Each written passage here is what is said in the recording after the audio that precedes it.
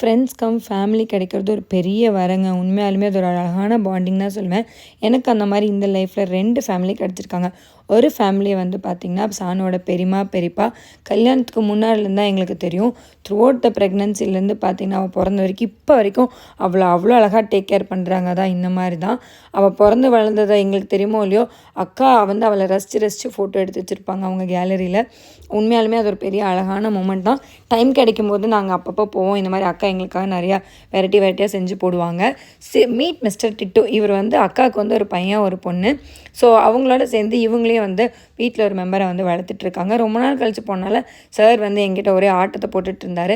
அக்கா எங்களுக்காக என்னென்ன சமைச்சிருந்தாங்கன்னு பார்த்தீங்கன்னா, நேத்திக்கு Sri Lankan biryani, tomato chicken gravy, அதுக்கப்புறம் கர்ட் சிக்கன், கீ ரோஸ்ட் பண்ணியிருந்தாங்க. அவ்வளோ டேஸ்ட்டாக இருந்தது. கீ ரோஸ்ட் வீடியோ எடுத்திருக்கேன். உங்களுக்கு கண்டிப்பாக அந்த ரெசிபி வேணும் அப்படின்னா கமெண்ட்டில் சொல்லுங்கள். அந்த வீடியோ அப்லோட் பண்ணுறேன். நல்ல திருப்தியாக சாப்பிட்டுட்டு வீட்டுக்கு வந்தால்